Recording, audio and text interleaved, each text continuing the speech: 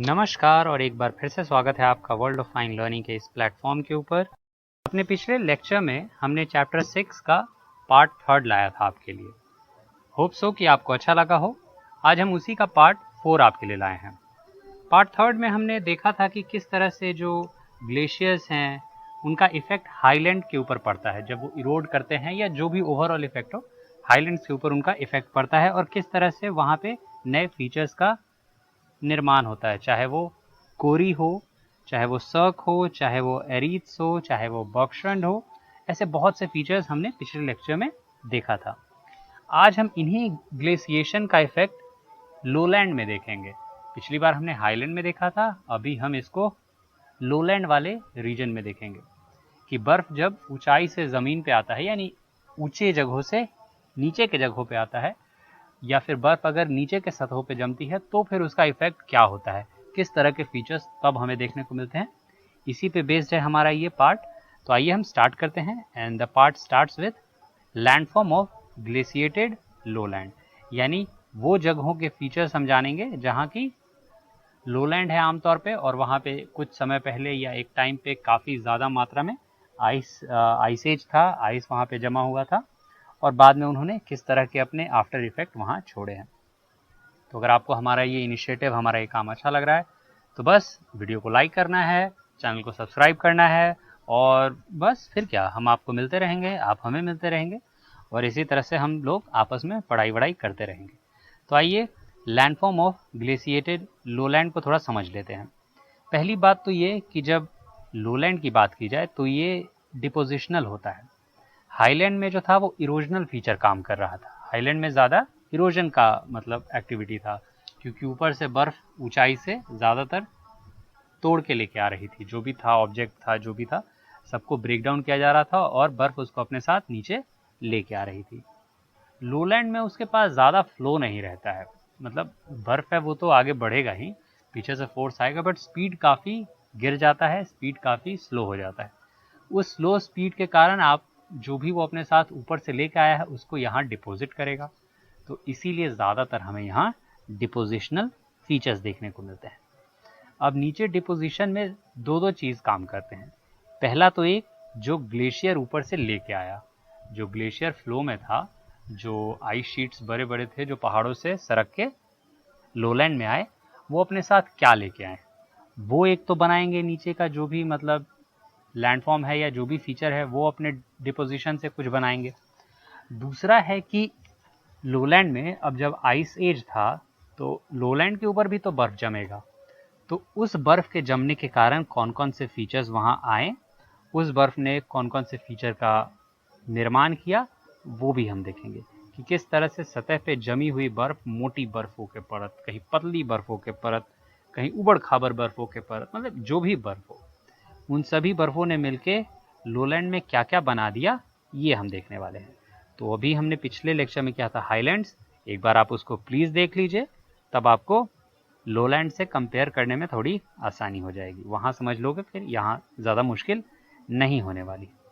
तो आइए इसके फीचर्स के ऊपर आ जाते हैं। पहले फीचर में हमारे पास है रॉश माउंटोने।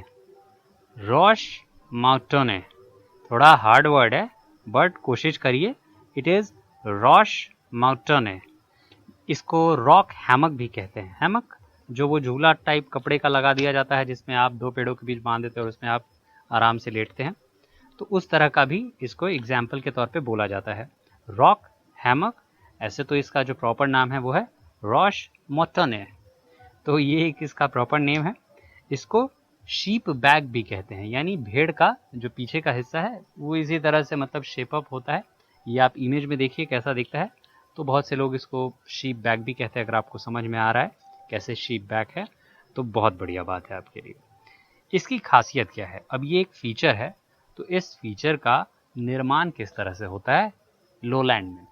तो लोलैंड में जो रॉश माउंटेने है या जो शीप बैग जिसको कहते हैं, इसके बनने के लिए जो ज़मीन है उसमें एक बहुत मजबूत बोल्डर का टुकड़ा निकला होना चाहिए। मतलब है तो वो लोलैंड ही, बर्फ को खसका रहा है, बट बीच में कहीं एक बोल्डर सा, छोटा मोटा हिल सा, हिल आप ज़्यादा इमेजिन कर लो कि एक छोटा सा हिल जो है मजबूत पत्थर का निकला हुआ है। अब बर्फ का बहुत बड़ा रिवर मतलब गिर के लोलैंड में आ गया, पीछे से फिर भी उसको धक्का लग रहा है, वो आगे बढ़ रहा है। ये बर्फ का जब ताकत इस छोटे से जो हिल जैसा ये मतलब ज़मीन का टुकड़ा है इसके ऊपर जब ये लगता है तो जिधर से वो जो बर्फ फ्लो करके आ रही है वो पहले उससे टकराएगा, तो वो जिधर टकराएगा उधर इसको पूरा अब्रेजन होगा, यानी पूरा घर्षण होगा, पूरा फ्रिक्शन होगा, पूरा रगड़ खाएगा। तो जिधर रगड़ खाएगा उधर तो भाई साहब पूरा स्मूदन आउट हो जाएंगे, एकदम चिकना। तो जब ये स्मूदन आउट हो जाएगा उस साइड, तो उस साइड आपको बड़ा अच्छा स्मूथ सा एक सरफेस देखने को मिलेगा अगर बर्फ मेल्ट हो जाता है। बर्फ के मेल्ट होने के बाद ऑब्वियसली बर्फ मेल्ट होगा तभी दिखेगा। पर दूसरे साइड जरा अलग फीचर दिखता है, दूसरे साइड बड़ा उबड़ खाबर फीचर दिखता है। एक साइड स्मूथ, दूसरे साइड उबड़ खाबर रहेगा। ये थोड़ा हिल जैसा ही, क्योंकि बाकी जगह जगह से इसको थोड़ा अलग शेप अप करना है। और ज़मीन का जो अगल बगल का टुकड़ा है उसी से ये मैचिंग हिल होगा। जैसे ज़मीन बहुत स्ट्रॉन्ग पत्थर का है नीचे, तो ये भी उसी पत्थर का बस एक ऊपर हिल जैसा थोड़ा उठा हुआ हिस्सा होगा, क्योंकि पूरा ज़मीन मजबूत होना चाहिए, अदरवाइज कोई और फीचर बन जाएगा। वो मैं आपको आगे बताऊंगा कि अदरवाइज कौन सा फीचर बन सकता है। फिलहाल ये ज़मीन से अपने मिलता जुलता है, पूरा ज़मीन काफ़ी स्ट्रॉन्ग मजबूत पत्थर है, और ये उसमें से एक उठा हुआ पत्थर था जिसके एक साइड से बर्फ़ ने अटैक किया पूरा रिवर के तौर पे, या पूरे बहुत बड़े बर्फ़ का स्लैब होगा जो भी है, वो इसको पार करने की कोशिश किया। जिस साइड से पार करने की कोशिश करेगा उस साइड रगड़ मार मार के पूरा स्मूदन कर देगा। पर फिर अगले साइड का क्या? अगले साइड बर्फ़ को रगड़ने की ज़रूरत नहीं है। अगला साइड अगर स्लोप है तो बर्फ़ बस गिरेगा, और जब बर्फ़ गिरेगा तो बर्फ़ उसी तरह का शेप फॉर्म करेगा। तो बर्फ़ रगड़ तो रहा नहीं है, बर्फ़ गिर रहा है, गिर रहा है, गिर रहा है उसके ऊपर, और वो गिरता है तो वो उसके दूसरे साइड्स के ऊपर भी गिरता है। तो वो स्मूदन आउट करने के बजाय दूसरे साइड को तोड़ता ज़्यादा है बजाय स्मूदन आउट करने के।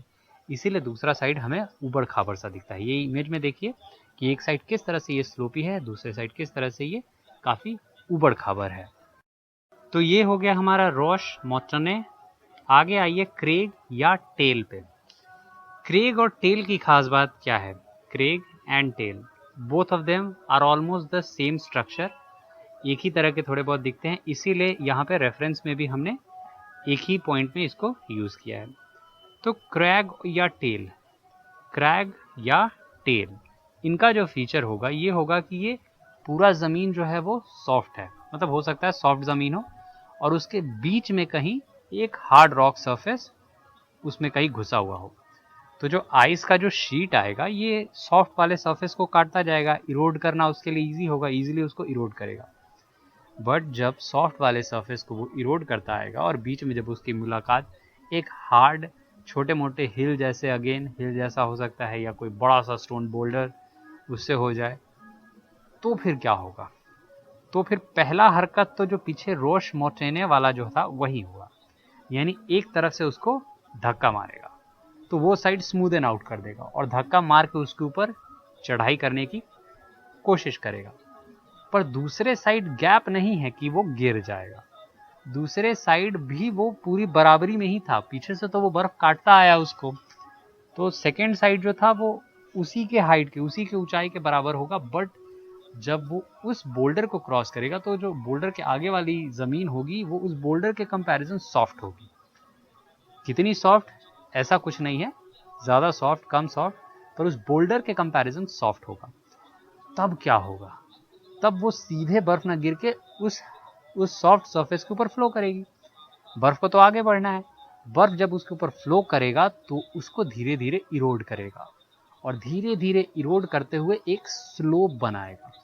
तो आप देखेंगे कि जहां बोल्डर से वो टकराया एक थोड़ा हाइट है और अदर साइड थोड़ा स्लोपी सरफेस है, तो एक आंसू की तरह वो दिखेगा, टीयर ड्रॉप शेप। इसीलिए इसको क्रेग या टेल कहते हैं।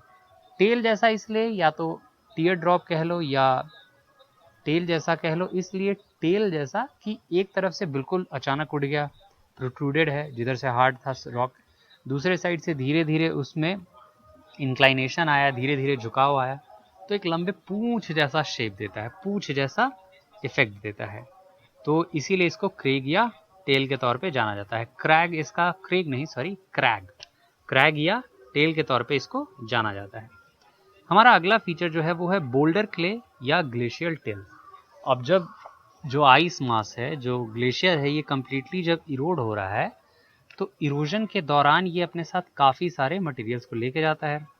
ये मटेरियल किसी न किसी जगह ये डिपॉजिट करेगा। तो जब ये डिपॉजिटेड मटेरियल्स जो होते हैं, जो अनसॉर्टेड होते हैं, कोई बड़ा है कोई छोटा है, मतलब साइज का कुछ फिक्स नहीं है, बड़ा छोटा बड़ा छोटा छोटा बड़ा, इट्स लाइक अनइवन साइज का इधर पूरा रहता है। ऐसे अनइवन साइज वाले को बोल्डर क्ले या ग्लेशियल टेल कहते हैं। ठीक है, अगर इसमें थोड़ा ज़्यादा मात्रा में छोटे छोटे मटेरियल्स हो तो इसके ऊपर ग्रासलैंड वगैरह भी उग जाता है, घास वगैरह भी उग जाता है, या अदर वेजिटेशन भी उग जाता है। तो ये बोल्डर क्ले या ग्लेशियल टेल का इफेक्ट है। इट इज़ अनसॉर्टेड बेसिकली, बड़ा छोटा सब इसमें घुसा हुआ होगा। ठीक है, तो ये था हमारा बोल्डर क्ले या ग्लेशियल टेल। ये भी एक फीचर है जो आपको लोलैंड में मिलेगा, क्योंकि यहाँ डिपॉजिट ज़्यादा हो रहा है तो ऐसे फीचर्स आपको मिलेंगे जहाँ कहीं अनसॉर्टेड मटेरियल होगा, कहीं अनइवन होगा। दूसरा वाला हमारा कुछ ऐसा ही है जिसको इरेटिक्स कहते हैं। अगला फीचर है हमारा इरेटिक्स। तो इरेटिक जैसा कि नाम ही इसका बताता है कि ये इरेटिक है, यानी जहाँ ये स्थित है वहाँ से ये बहुत ज़्यादा मैच नहीं कर रहा है। तो as the name itself suggest, it is erratic in nature, यानी जो भी वहाँ पर का इकोसिस्टम है उससे बहुत ज़्यादा वो मैच नहीं करेगा, वहाँ से थोड़ा अलग होगा। That is how erratic is there, that is how erratic works. यानी पूरा ज़मीन समतल है और बड़ा सा चट्टान हो सकता है वहाँ पे पड़ा हुआ आपको दिखे, मतलब कहीं से नहीं लगेगा अरे ये चट्टान यहाँ क्यों है। बहुत से ऐसे सीन्स आपको देखने को मिलेंगे बहुत से जगहों पे जहाँ बिल्कुल कुछ अलग ही पत्थर है। क्यों है ये पत्थर, बड़ा बड़ा स्टोन बोल्डर किस तरह से वहाँ पहुँचा, इसका कोई समझ में नहीं आता है। ऐसे ही सीन्स जो बनते हैं इनको इरेटिक के तौर पे देखते हैं। आप कुछ ये इमेजेस देखिए, इससे आपको ज़्यादा बेहतर तरीके से इरेटिक्स को एक समझने में समझ पाएंगे। इरेटिक आमतौर पे उन जगहों पे लाया जाता है through heavy movement of ice. Ice का कोई बहुत बड़ा ब्लॉक है और वो अपने साथ कोई बहुत बड़ा रॉक का टुकड़ा तोड़ के लेकर के आया, और जहाँ वो आइस रुका वो लोलैंड का जगह है या ऐसी जगह है जहाँ पे बहुत ज़्यादा फ्लैट एरिया है, और वो इरेटिक को वहाँ पे छोड़ जाता है। जब वो पिघलता है तो इरेटिक वहाँ एज अ रिमेन के तौर पे रहता है, और ये उसको बाकी के फैक्टर्स, बाकी के लोकेशन से डिफ्रेंशिएट करता है। ये कुछ इमेजेस हैं जो आपको क्लियरली समझा देंगे कि इरेटिक क्यों है। नाम ही इसका इरेटिक है, यानी जो भी अपने अगल बगल होगा उससे अलग होगा। ह्यूमन में भी हम मेनी टाइम्स किसी को इरेटिक के तौर पर रेफर करते हैं एज की होल ग्रुप में वो सबसे अलग है, लगता ही नहीं कि वो इस ग्रुप का हिस्सा है, बट किसी तरह से वो उस ग्रुप में टिका हुआ है, वो उस ग्रुप में पहुंच गया है। तो that is how erratic is. अगला जो हमारा फीचर है वो है ड्रमलिन। ड्रमलिन में क्या खास बात है भाई साहब? ड्रमलिन्स अगर आप देखोगे तो ये ऑलमोस्ट आपको क्रैग या टेल की तरह दिखेगा, या फिर ज़्यादा भी बहुत जगहों पे आपको रॉश मोतेने की तरह भी दिखेगा। अब ऐसा क्या है कि ये उनकी तरह दिखता है बट फिर हमें ड्रमलिन भी पढ़ना है? तो भाई साहब इनमें और ड्रमलिन में ये अंतर है, यानी ड्रमलिन, रॉश मोटेने, क्रैग या टेल में जो बेसिक अंतर है वो ये हो जाता है कि जो ड्रमलिन है ये मोस्टली बनता है बोल्डर क्ले से। अब बोल्डर क्ले आपने पीछे पढ़ा था, ये अनसॉर्टेड जो ग्लेशियर फ्लूवियल मटेरियल्स हैं उनसे होता है। अब ये अपने साथ लेकर के आया ग्लेशियर मटेरियल बहुत सारा, वो बोल्डर्स है, क्ले है, बोल्डर क्ले है।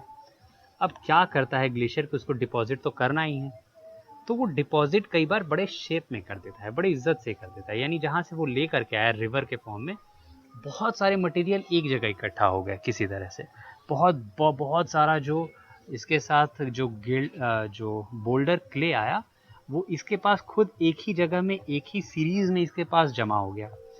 अब जब ये पिघला तो इस तरह से डिपॉजिट किया कि ये देखने में बिल्कुल क्रैग और टेल की तरह है, बस इसका जो पूरा ओवरऑल जो स्ट्रक्चर है वो बोल्डर क्ले से बना हुआ है।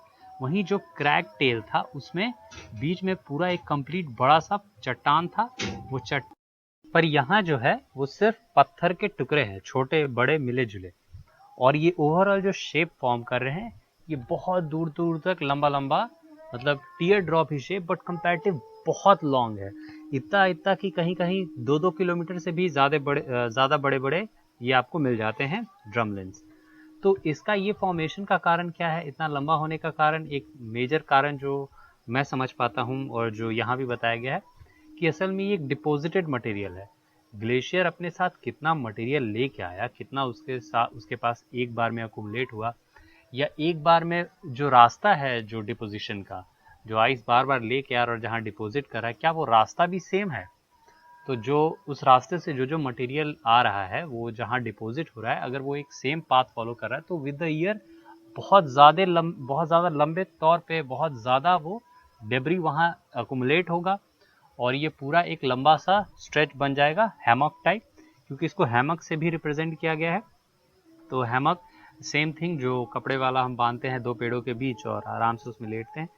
तो ये काफ़ी हद तक क्रेग या टेल की तरह दिखता है, बट ये छोटे छोटे पेबल्स से बनता है। पेबल हो गए, थोड़े बड़े बोल्डर्स हो गए, तो इन सबों के कॉम्बिनेशन से बनता है ड्रमलिन। यहाँ आप इमेज में देख सकते हैं। अगर बहुत ज़्यादा अगर आपको ओरिजिनली आपको देखना है तो आइए इंग्लैंड घूम के आइए। इंग्लैंड में जो नदर्न इंग्लैंड है उसका बहुत ज़्यादा हिस्सा वहाँ पे ड्रमलिन्स वहाँ पे पाए जाते हैं, ड्रमलिन्स वहाँ पे मौजूद हैं। हमारा अगला टर्म है एस्कर्स, यानी अब जो हम जानेंगे वो है एस्कर्स के बारे में।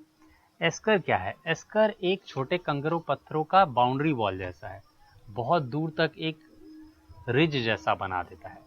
तो ओरिजिनली जो होता है रिज, उसके जो साइड्स होते हैं वो काफ़ी स्ट्रॉन्ग या किसी पत्थर या किसी स्टोन स्ट्रक्चर टाइप का होता है, बट यहाँ जो ये रिज जैसा जो फॉर्मेशन है ये असल में बना है जो ग्लेशियर अपने साथ फ्लूवियल मटेरियल लेके आया, जो डेब्री अपने साथ लेके आया, उस डेब्री के डिपोजिशन के कारण वो लंबा सा वो डेब्री लेके आया और अपने एजेस में जो वो रिवर फ्लो कर रहा है, इसका एक तरह से आइसी रिवर है, उसके एजेस पे या उसके बीच में भी जो वो अपने लाए हुए डेब्रीज को डिपॉजिट कर रहा है, वो डिपॉजिट मेनी अ टाइम्स जो फॉर्म करते हैं, जो सीन फॉर्म करते हैं, लॉन्ग स्ट्रेच ऑफ लैंड पे एक बाउंड्री सा बिछा रहेगा, उसी को हम एस्कर के तौर पे जानते हैं।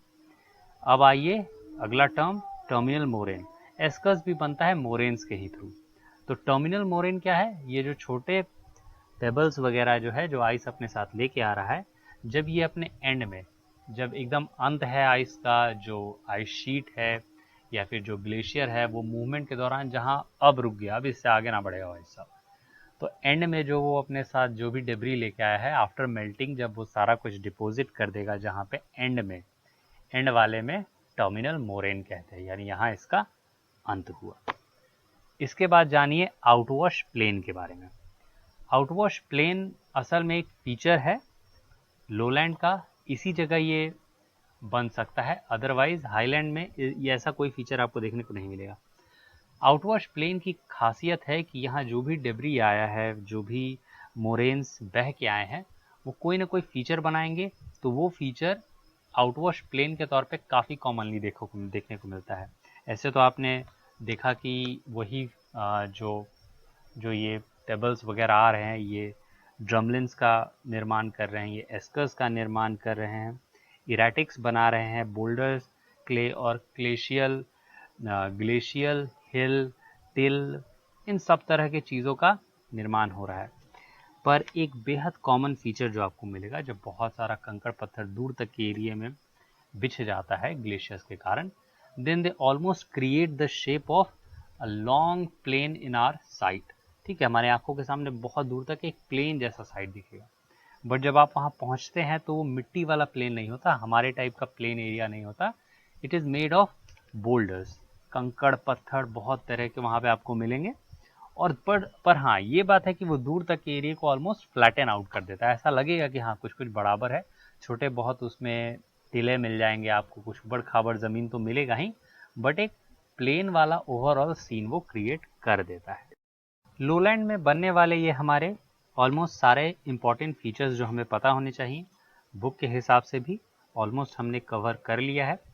अगर आप इसको अब पढ़ेंगे बुक को, then it will be very easy for you to understand. जो भी आप पढ़िएगा आपको समझने में काफ़ी आसानी होगी। आइए अब हम आखिरी एस्पेक्ट को देख लेते हैं, यानी human aspect of glaciated landform. इंसानों के साथ जो ग्लेशिएटेड लैंडफॉर्म्स का निर्माण हुआ वो किस तरह से जुड़ा हुआ है, यानी ह्यूमन और ग्लेशिएटेड लैंडफॉर्म्स आपस में किस तरह से जुड़े हुए हैं, ये हम थोड़ा बहुत देखेंगे, इसको थोड़ा बहुत समझने की कोशिश करेंगे। तो ह्यूमन एस्पेक्ट ज़्यादातर आपको उसी जगह देखने को मिलेगा जहां आइस एज का सबसे ज़्यादा इफेक्ट था। तो इसीलिए मॉडर्न डे जो यूरोप है, नॉर्थ अमेरिका है, वो सबसे ज़्यादा आइस एज में आइस के नीचे रहे। तो इसीलिए इन रीजन्स में मुख्य तौर पे आपको ह्यूमन एस्पेक्ट जो है, जो ग्लेशिएटेड रीजन्स में उनके कारण ह्यूमन एस्पेक्ट्स में बदलाव आया, ह्यूमन के जीवन शैली में बदलाव आया, वो आपको देखने को मिलेगा। ये इफेक्ट बोथ फेवरेबल और अनफेवरेबल बोथ वे में जाता है।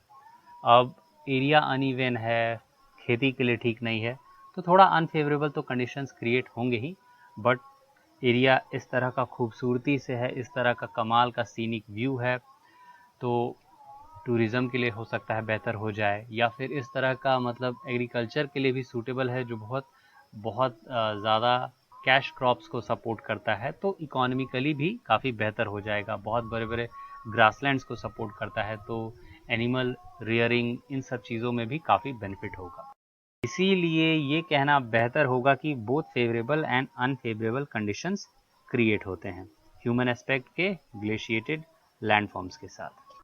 अब बहुत सी जगहें हैं जहाँ की सॉइल कवर बहुत पतली है, तो बहुत ज़्यादा वेजिटेशन वगैरह वो सपोर्ट नहीं कर पाता है, पर बहुत बड़े बड़े एरिया में वो सेम टाइप का बस घास वास उगता है, बस इतना ही। और वहाँ भी बहुत ज़्यादा वेजिटेशन सपोर्ट नहीं होने के कारण जो अगर कैटल रेयरिंग उस जगह के लोग करते हैं तो एनिमल्स को एक जगह से दूसरे जगह मूव करना पड़ता है, सीजनली एक जगह से दूसरे जगह लेके जाना पड़ता है, चारागाह बदलते रहना पड़ता है। तो आमतौर पे विंटर्स में ये वैली में आ जाते हैं और समर्स में इनको हिली रीजन्स में वापस ऊंचाई पे जाना पड़ता है अपने एनिमल्स के लिए फूड एंड फॉडर को कलेक्ट करने के लिए। इस मूवमेंट को ट्रांस ह्यूमन्स के तौर पे जानते हैं। हमने कभी ना कभी अगर पढ़ा है तो ट्रांस ह्यूमन्स शब्द को ज़रूर पढ़ा है। तो this movement, this seasonal movement of animals with their owners mostly, या सिर्फ एनिमल्स भी रख सकते हो कि एनिमल्स अपने सीजनल माइग्रेशन जो करते हैं उसी को ट्रांस ह्यूमन्स कहते हैं। आमतौर पे ये फूड और ब्रीडिंग वगैरह के लिए होता है, तो ये बेसिक एनिमल नीड्स हैं, ये होते रहते हैं। अब ऐसे रीजन्स में मान लो मोरेन्स वगैरह बहुत ज़्यादा कलेक्ट हो गए, तो वो किसी रिवर के रास्ते को हैम्पर कर सकते हैं। कोई लेक है वहाँ पे ऑलरेडी फॉर्म, उसको पूरा फिल कर सकते हैं। तो इस तरह से जो नॉर्मल लाइफस्टाइल है वहाँ के लोगों का वो अचानक प्रभावित हो सकता है। या फिर ऐसा भी हो सकता है कि जो ग्लेशियर इन्होंने बनाया है वो विद द टाइम सूख जाए और उसका जो बेड है वो हाईली एग्रीकल्चर के लिए सूटेबल होता है, एग्रीकल्चर के लिए हाईली सूटेबल होता है। तो वहाँ पे बहुत अच्छी क्वालिटी का एग्रीकल्चरल प्रोड्यूस इनको मिले, खेती के लिए अच्छा एक मौका वहाँ पे क्रिएट हो। तो देखिए both negative and positive impact साथ साथ चलता है, हर जगह का नेगेटिव एंड पॉजिटिव इम्पैक्ट है। कंडीशंस हैं, जगह जगह का कंडीशन है, जगह जगह का सीन है, सिचुएशन है। अभी ऐसे रीजन में आपको बहुत ज़्यादा वाटरफॉल मिल जाता है, तो जो कंट्रीज़ में इस तरह के बहुत से वाटरफॉल्स है वो उसका इस्तेमाल करते हैं हाइड्रो इलेक्ट्रिसिटी बनाने के लिए। बहुत गहरी गहरी वैलीज़ हैं, वहाँ पे वो डैम्स का कंस्ट्रक्शन करते हैं, वाटर स्टोर करते हैं, again hydro electricity energy, hydro electricity के लिए या फिर अदर वाटर यूजेज के लिए मतलब डैम्स वगैरह काम आ जाती हैं। तो there is benefit, negative aspect कुछ ना कुछ आ ही जाते हैं। तो this was all in chapter 6। आपको कैसा लगा कमेंट में ज़रूर बताएं। हमारा इनिशिएटिव है आपके लिए, आप छोटा सा इनिशिएटिव लीजिए हमारे लिए। Kindly like the video, do share it among your friends and do tell us that what are the things we could improve. Do you want any changes? Can we work on certain of our areas which can be liked by you? तो ऐसा कुछ विचार है तो आप ज़रूर बताइए, हम कोशिश करेंगे उसको इनकॉर्पोरेट करने की। We can't promise because we have also our resources, limited resources, यहाँ रिसोर्सेज लिमिटेड ही होते हैं। तो that is why we will try our best if the idea is like that very nice. तो थैंक यू, मिलते हैं अगले chapter 7 में। We will also do it in parts, few parts definitely. और चलिए तब तक के लिए धन्यवाद, अपना ख्याल रखिए, वीडियो को शेयर करिए, लाइक करिए। Thank you, have a nice day and don't forget to subscribe. Enjoy your time.